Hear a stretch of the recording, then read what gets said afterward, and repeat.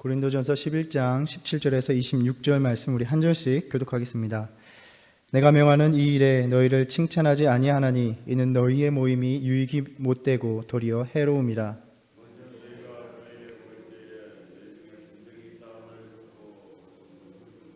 너희 중에 파당이 있어야 너희 중에 옳다 인정함을 받은 자들이 나타나게 되리라. 이는 먹을 때에 각각 자기의 만찬을 먼저 갖다 먹음으로 어떤 사람은 시장하고 어떤 사람은 취함이라.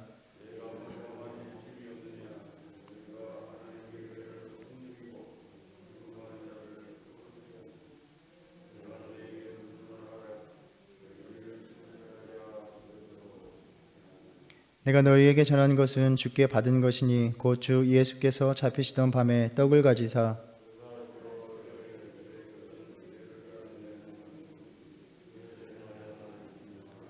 식후에 또한 그와 같이 잔을 가지시고 이르시되 이 잔은 내 피로 세운 새 언약이니 이것을 행하여 마실 때마다 나를 기념하라 하셨으니 너희가 이 떡을 먹으며 이 잔을 마실 때마다 주의 죽으심을 그가 오실 때까지 전하는 것이니라.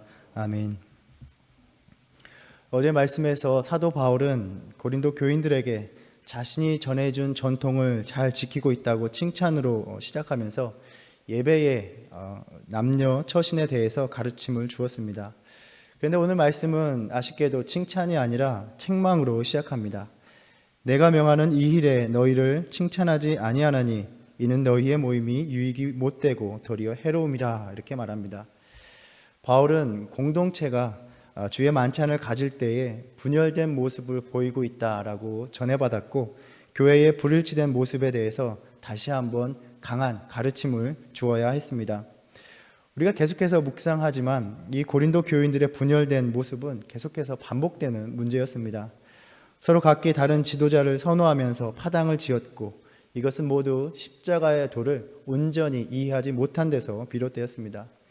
오늘 말씀 역시 마찬가지입니다. 방금 읽은 것처럼 주님께서 제정하신 그 만찬을 통해 주님의 죽으심의 의미를 올바로 온전히 이해하지 못한 것입니다. 너희의 모임이 유익이 되는 것이 아니라 도리어 해로움이 되고 있다라고 꾸짖고 있습니다. 교회의 모임이라는 것이 주 안에서 하나됨의 상징이 되고 확증이 되어야 하는 그런 모임임에도 불구하고 오히려 서로 상처와 갈등을 낳아내는 그런 결과를 낳아버렸습니다. 어떤 면에서 오늘날 교회들이 보이고 있는 모습과도 같다라고 볼 수 있습니다. 물론 우리는 신앙 가운데서 이 신앙생활을 하면서 함께 모이면서 많은 격려와 힘을 얻기도 합니다. 하지만 또 때로는 서로를 향한 불신과 오해와 분노가 일고 오히려 교회가 삶의 상처가 되는 경우도 있습니다. 고린도 교회에서는 이것이 주의 만찬을 통해서 촉발되었습니다. 오늘 본문 읽은 내용 중에는 우리가 잘 아는 성만찬에 대한 그러한 말씀이 있습니다. 우리가 보통 성만찬식을 가질 때에 이 말씀을 나누면서 주로 내가 너희에게 전한 것은 주께 받은 것이니 라는 23절부터 시작하는 본문을 따로 떼어서 다루는 경우가 많이 있습니다. 그래서 그 말씀은 익숙한데 왜 바울이 이 주의 만찬의 제정의 이야기를 전해주고 있는가, 들려줄 수밖에 없었는가, 그 배경을 의식하면서 이 본문을 이해하는 경우는 드문 것 같습니다. 그래서 오늘 말씀을 나눌 때에는 왜 바울이 이 성만찬의 의미를 전해주어야만 했는지 그 이유를 우리가 주목해서 보기를 원합니다. 우리는 이 본문을 살펴보면서 또 두 가지 배경을 염두에 두어야 합니다. 하나는 당시 교회에서는 지금 우리가 드리는 성만찬 예식과 같이 하나의 예식으로서 독립되어서 거행하지 않았다라는 것입니다. 그러니까 주의 만찬에 대한 예식이 계속해서 발전해 나가는 초기 단계였습니다. 그래서 이때는 함께 모여서 공동의 식사를 나누는 것과 거기에 속해 있었습니다. 그래서 서로 함께 일반적인 식사를 나누는 중에 일부분으로서 그 흐름 중에서 떡과 포도주를 나누면서 주의 만찬을 거행한 것입니다.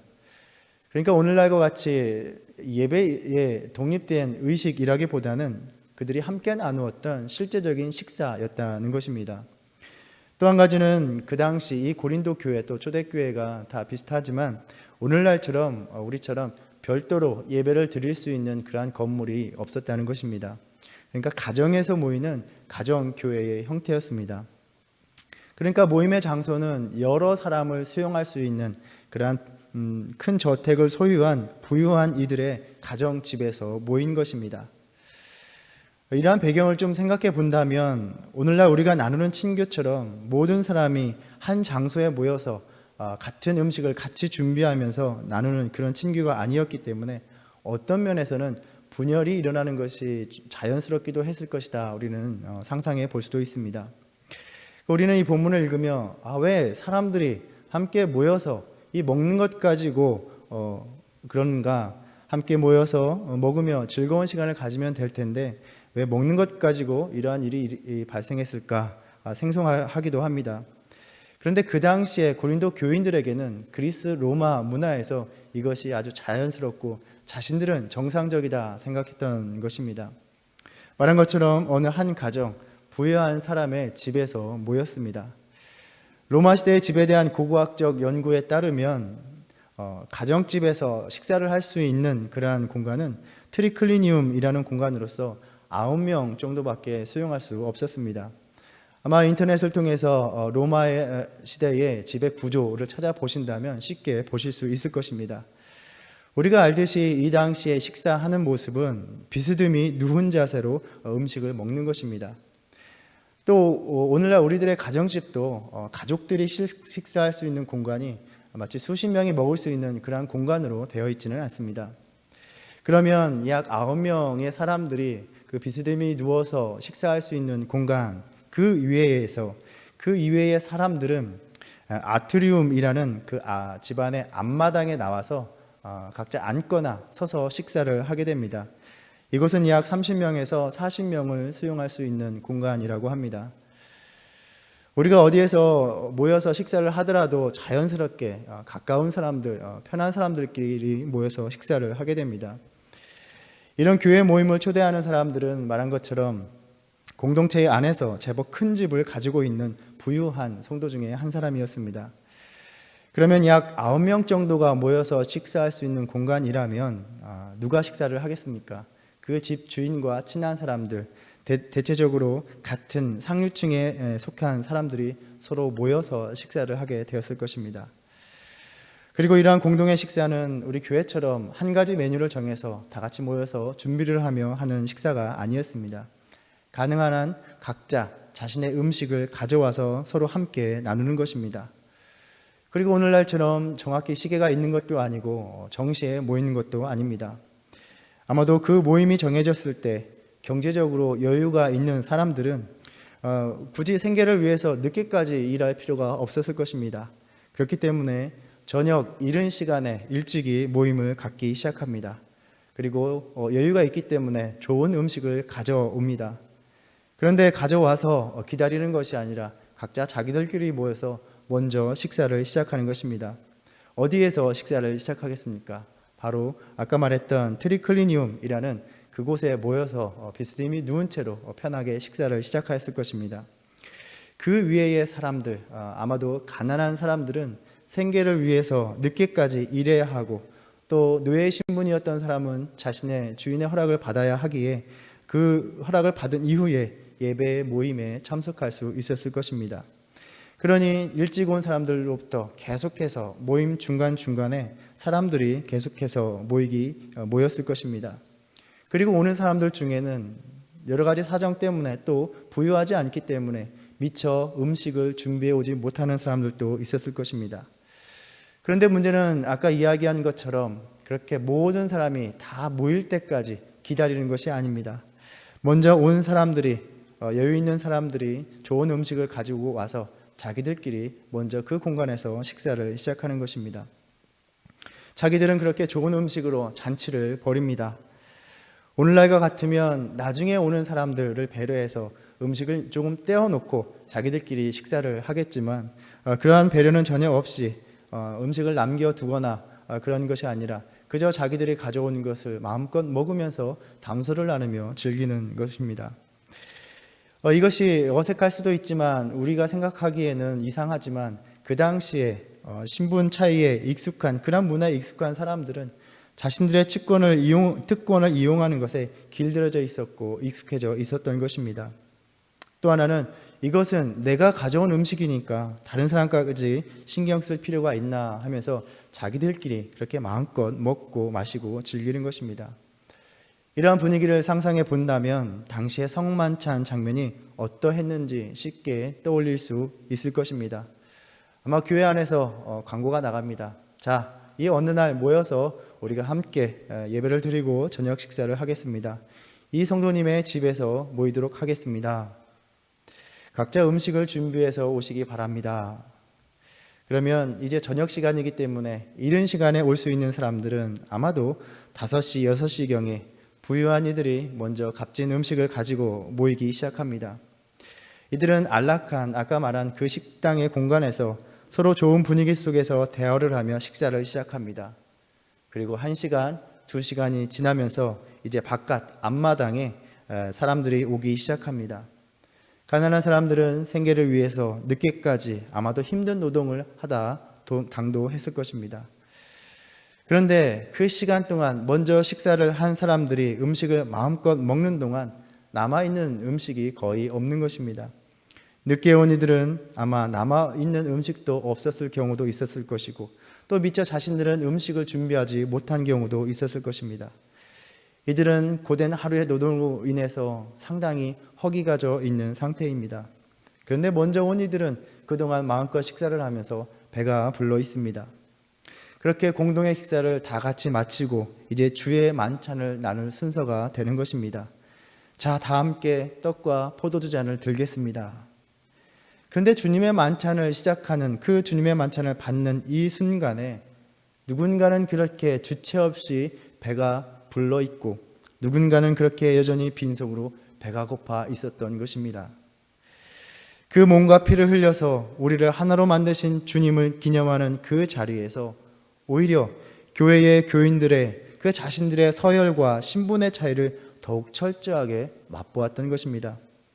부유한 상류층의 특권을 가졌던 이들은 값진 음식으로 배불러 있었고 가난한 이들은 배고픔 속에서 신분과 빈부의 격차를 뼈저리게 느끼게 된 것입니다. 바울은 이처럼 그렇게 이기적인 행동을 멈추게 하기 위해서 너희가 함께 모여 먹을 때에 주님의 죽음의 의미를 또렷이 기억해야 한다라는 것을 가르쳐 주기 위해서 성만찬 전승의 이야기를 들려주게 된 것입니다. 그래서 우리는 보통 이 말씀을 나눌 때에 그 성만찬의 의미, 신학적인 의미에 중점을 둘 때가 많이 있습니다. 나를 위해 몸을 버리신 주님, 나를 위해 흘리신 피. 그런데 지금 이 본문에서 바울은 너희가 서로 어떠한 관계의 모습을 가지고 있는가, 그 모습을 가지면서 주의 만찬에 참여하고 있는 것이냐라고 묻고 있는 것입니다. 너희 서로가 어떠한 관계를 형성하며 주의 만찬에 참여하고 있는 것이냐. 그러니까 성만찬은 나와 주님의 관계에 대한 것이기 이전에 주님 안에서 또 주님 앞에서 우리의 관계를 위해서 주셨던 가르침인 것입니다. 18절에 먼저 너희가 교회에 모일 때에 너희 중에 분쟁이 있다 함을 듣고 어느 정도 믿거니와. 고린도서를 읽다 보면 고린도 교인들의 분쟁이 그 분열이 새삼스럽지도 않습니다. 바울도 이제 그런 이야기가 들리는 것만으로 어느 정도 사실이겠거니 하고 생각하는 것입니다. 어떤 면에서는 이러한 분열과 파당이 자연스럽습니다. 그리고 그것이 때로는 긍정적인 의미도 있습니다. 너희 중에 파당이 있어야 너희 중에 옳다 인정함을 받은 자들이 나타나게 되리라 라고 말합니다. 그러니까 공동체 안에서 진정으로 하나님의 백성으로서 행하는 사람들과 그렇지 않은 사람들의 분별이 없을 수는 없는 노릇입니다. 그렇지만 이러한 불가피성에도 불구하고 교회의 분열의 원인을 살펴보면 이를 좌시할 수 없는 심각한 상황이었던 것입니다. 20절 말씀에 보면 그런즉 너희가 함께 모여서 주의 만찬을 먹을 수 없으니 라고 말합니다. 이 구절을 여러 가지 의미로 우리가 해석하기도 하는데 문맥상으로 볼 때에 너희가 그렇게 함께 모여서 먹는 모양새를 취하고는 있지만 사실 그것은 주의 만찬이 아니다. 주의 만찬으로 볼 수 없다라는 의미로 볼 수 있습니다. 다음 구절을 보면 그 의미가 명확합니다. 방금 이야기했던 그 배경, 그 상황의 모습인 것입니다. 먼저 오는 대로 그저 자기가 가지고 온 음식을 사람들과 나누어 먹기 시작하는 것입니다. 힘들게 또 고되게 노동을 하며 늦게 도착할 그러한 지체들을 기다리지도 않습니다. 자신이 가져온 음식을 먼저 다 먹는다는 것은 무슨 의미입니까?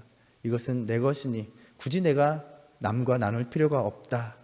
자기의 음식을 다른 이들과 나누려 하지 않고 자신의 배의 즐거움을 위해서 먹으려 하는 것입니다. 그러니 이야기한 것처럼 이제 시간이 흐르고 주의 만찬을 하는 순서가 이럴 때에는 일찍 와서 먹고 배부른 자와 늦게 와서 공동 식사를 해서 음식을 나누지 못한 사람들은 상당히 허기진 상태였던 것입니다. 그래서 바울은 말합니다. 아니 그럴 거면 내 집에서 혼자 먹고 오면 되지 않느냐? 너희가 먹고 마실 집이 없느냐? 그 상황에서 주의 만찬을 받으며 여전히 배고팠던 사람들은 상당한 치욕을 느꼈을 것입니다. 그래, 나는 너희와 사는 수준이 달라. 너와는 이 사회에서 갖는 지위가 달라. 그것을 다른 시간이 아닌 바로 주의 만찬의 순간에 느끼게 되는 것입니다. 오만하고 무례하기 짝이 없는 처사였습니다. 하나님께서 이 모습을 보실 때에 어떠한 마음이 드셨겠습니까? 서로 하나가 되라고, 서로 자기 몸처럼 아끼라고 자신의 보혈을 아낌없이 흘려주셨습니다. 그런데 이렇게 서로에게 모욕을 또 부끄러움과 창피를 주면서 그것을 당연히 여기며 우리가 교회로 모여 있다, 주의 만찬을 나누고 있다라고 말하고 있는 것입니다. 그 모습을 보면서 바울은 내가 너희에게 무슨 말을 하랴? 너희를 칭찬하랴? 이것으로 칭찬하지 않노라 라고 단호하게 말합니다. 교회에서 나누는 공동의 식사는 주어진 음식을 평등하게 공유함으로써 공동체의 일치를 상징해야 한다는 것을 가르쳐 주는 것입니다.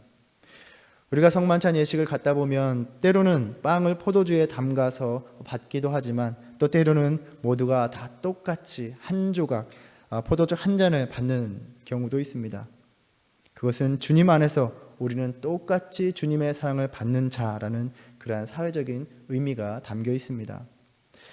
이러한 고린도 교인들의 행태는 교회를 업신여기고 자신들의 형제자매를 부끄럽게 만드는 일이다라고 말씀합니다. 이러한 분노를 담아서 지금 바울은 성만찬 제정의 말씀을 전해주고 있는 것입니다.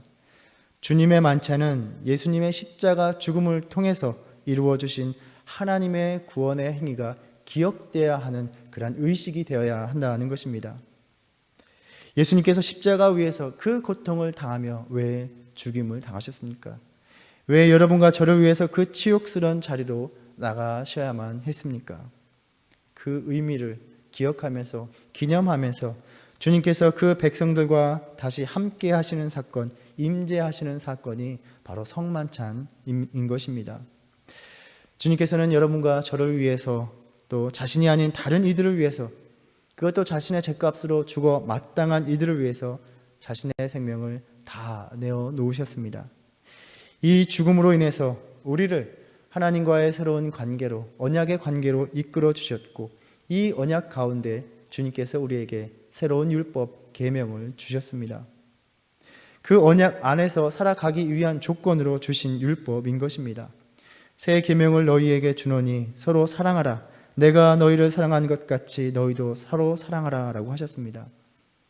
하나님과의 언약의 관계를 맺는다는 것은 하나님 앞에서 주님께서 그렇게 새롭게 우리에게 명하신 일, 주님의 백성으로서 서로를 향한 책임에 묶여 살아갈 것을 약속하는 일이었습니다. 그런데 이 언약 가운데 주어진 그 의무를 무시하고 예수님의 죽음의 의미를 무시하는 방식으로 주의 만찬에 참여한다는 것은 하나님을 향한 모욕이 아닐 수 없습니다. 빈궁한 자들을 경멸하는 모습으로 자신은 그렇게 배부르고 포도주에 취한 모습으로 한껏 자기 만족에 빠진 모습으로 주님께서 베푸신 살과 피에 참여한다는 것은 가당치 않기에 바울은 고린도 교인들이 모여서 식사하는 일이 결코 주의 만찬이 아니다라고 선을 그어 말하는 것입니다. 자신들의 배를 채우기 위한 그렇게 자기만 챙기는 이기적인 모습은 더 이상 그리스도의 죽음을 가리키고 드러내고 있지 않다는 것입니다. 우리는 이 만찬의 의미를 또 계속해서 내일 다시 나누게 될 것입니다. 주님께서 자신의 전부를 내어주셔서 만들어주신, 불러주신 이 공동체는 어떠한 곳이어야만 합니까? 바울을 통해서 주님께서 우리에게 말씀하시는 것은 단지 먹고 마시는 일에 대해서만 말씀하시는 것이 아니라 생각합니다. 우리가 함께 모이는 여러 가지 모습들, 어우러지는 모든 모습이 그리스도의 그 죽음, 그 희생, 그 사랑을 가리키고 나타내고 드러내는 그 교회의 모습이어야 한다는 것입니다. 오늘 말씀이 책망으로 시작하기에 참 무겁기도 합니다. 우리가 월요일 말씀을 묵상하면서 단지 우리 공동체 안에서 단지 유익을 구하는 것이 아니라 덕을 세우는 데까지 나가야 한다는 것을 나누었습니다. 우리가 어떻게 덕을 세우며 나갈 수 있겠습니까? 10장 24절 말씀에서 누구든지 자기의 유익을 구하지 말고 남의 유익을 구하라 라고 말씀하셨습니다. 주님께서 허락하신 이 공동체 안에서 우리는 감사하게도 우리가 함께 모이면서 여러 가지 유익을 누리며 살아가고 있습니다. 그럼에도 교회는 나의 유익만 추구하는 것이 결코 아닙니다. 하지만 안타깝게도 오늘날 많은 교회들 안에서 점점 자신의 유익만을 추구하는 그러한 모습들이 많아지는 것 같습니다. 과연 우리의 공동체는 아니라고 분명하게 말할 수 있겠습니까? 나의 신앙생활의 관심과 목적과 교회에서 이루어지는 모든 사역에 참여하는 그 이유가 혹시 편안하게 누워서 식사를 할 수 있는 공간이었던 그 트리클리니움에 머무르려 하는 것은 아닌가 돌아보게 됩니다. 22절 말씀에 그와 같은 자기만의 유익을 구하는 행위는 하나님의 교회를 없이는 여기는 것이다 말씀하셨습니다. 우리 공동체의 모든 모임과 그 속에서 서로를 대하는 모든 모습이 자신을 다 내어주신 그리스도의 죽음이, 그 사랑이 표현되는 모임이 되기를 간절히 바랍니다. 주님께서 성만찬을 제정해 주신 이유는 그 어느 누구도 차별하지 않으시고 소홀히 여기지 않으시고 똑같은 사랑으로 그 몸과 피를 주셨음을 깨닫게 하시기 위함입니다. 우리는 이 무거운 책임을 가지지만 또 이 세상 가운데 이 은혜의 만찬의 자리에 나아가게 되는 것입니다. 이 세상이 그들의 가치관을 가지고 자기의 가진 것을 움켜쥐으며 결코 남과 나누려 하지 않는 이 현실 속에서 주님께서 이 만찬의 자리에 다가오셔서 우리에게 말씀하시는 것입니다. 이것은 너희를 위하는 내 몸이다. 그 어느 누구도 자신의 것을 나누려 하지 않고 자신의 것으로만 배부르려 하는 그 시대에 주님께서는 그 만찬의 자리에 오셔서 우리에게 음성을 들려주십니다. 나는 너를 위해 나의 전부를 준다. 이 만찬의 말씀 우리가 다시 묵상하겠지만 이 말씀 기억하면서 오늘 또 그 사랑 앞에 나아가고 주님께서 베푸신 그 사랑에 힘입어서 나의 주위를 돌아보는 그러한 하루가 되시기를 주님의 이름으로 축원합니다. 기도하겠습니다. 우리를 위해서 자신의 모든 것을 다 내어주신 주님 앞에서 오로지 나의 배부름과 나의 편안함만을 채우며 그것이 은혜인 양 살아가는 모습에 다시 한번 부끄러움이 마음에 가득 찹니다. 작은 말 하나에 입는 것 먹는 일에 배려를 담지 못하고 자랑으로 삼기 바빴던 우리의 삶을 고백합니다. 나를 위한 유익이 없으면 주님의 일에 관심도 두지 않을 때도 많이 있었습니다. 다시 주의 몸과 피를 받기에 합당한 삶이 되게 하여 주시옵소서. 나를 위해 모든 것을 주신 주님께서 후회하시는 것이 아니라 기뻐하시는 삶, 교회를 교회답게 세우는 우리 공동체의 삶이 되게 하여 주시옵소서. 예수님의 이름으로 기도드립니다. 아멘. 하늘에 계신 우리 아버지여, 이름이 거룩히 여김을 받으시오며 나라의 임하옵시며 뜻이 하늘에서 이룬 것까지 땅에서도 이루어지이다. 오늘날 우리에게 일용할 양식을 주옵시고 우리가 우리에게 죄 지은 자를 사하여 준 것 같이 우리의 죄를 사하여 주옵시고 우리를 시험에 들게 하지 마옵시고 다만 악에서 구하옵소서. 나라와 권세와 영광이 아버지께 영원히 있사옵나이다. 아멘.